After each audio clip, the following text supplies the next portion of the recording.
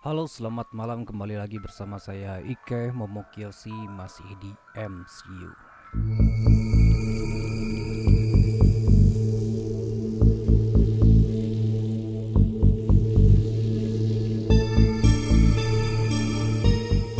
Pada kesempatan kali ini saya akan membacakan sebuah cerita tentang kos-kosan dan pocong.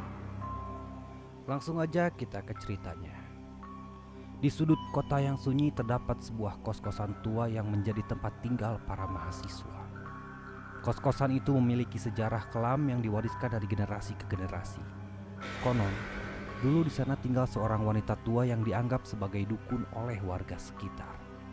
Seorang mahasiswa baru bernama Rizky memutuskan untuk tinggal di kos-kosan tersebut karena lokasinya yang dekat dengan kampusnya.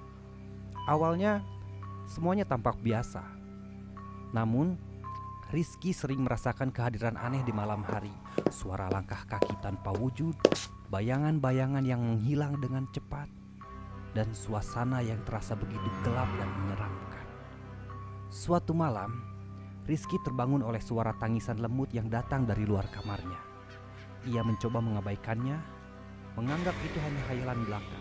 Namun, semakin malam, semakin sering ia terbangun oleh suara tersebut. Suatu malam, Rizky memutuskan untuk mengikuti suara tangisan itu. Ia merasa dihantui oleh dorongan yang tidak terlalu jelas alasannya kenapa. Ia mengikuti suara itu hingga ke lantai bawah, menuju ruangan penyimpanan yang tersembunyi di sudut kos-kosan. Di ruangan itu terdapat dua peti tua yang terlupakan. Rizky membuka peti itu dengan ragu dan kaget menemukan sehelai kain putih yang terlipat rapih di dalamnya.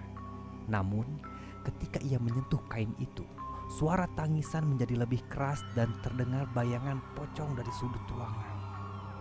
Rizky berusaha lari, namun pintu ruangan tersebut tertutup rapat. Ia terjebak di dalam ruangan gelap bersama dengan kehadiran yang tidak kasat mata itu. Tanpa sadar, Rizky terjatuh dan menyentuh kain putih itu lagi. Saat kain itu terbuka, di dalamnya terdapat bayi yang tergeletak tanpa nyawa. Rupanya, bayi itu adalah anak dari wanita tua yang dulunya tinggal di kos-kosan itu. Bayi tersebut meninggal dalam keadaan yang misterius dan wanita tua itu dituduh sebagai penyihir oleh warga sekitar. Seketika ruangan kos-kosan itu menjadi gelap gulita. Rizky merasa dikepung oleh kehadiran yang tidak terlihat namun sangat mencekam. Ia merintih kesakitan, berharap seseorang bisa mendengar teriakannya, namun tidak ada yang mendengar. Hingga pada suatu hari, ketika pemilik kos-kosan melakukan pembersihan, mereka menemukan ruangan penyimpanan yang tertutup rapat. Namun, ketika pintu itu dibuka, mereka hanya menemukan kain putih yang terlipat rapih di dalam peti tua yang terbengkalai. Rizky hilang begitu saja. Tak pernah ada yang mengetahui apa yang terjadi padanya. Hingga kini, legenda tentang kos-kosan angker itu masih bergema di antara para mahasiswa dengan cerita tragis yang terkubur dalam selembar kain putih yang terlupakan. Begitulah cerita pertama kita untuk malam hari ini.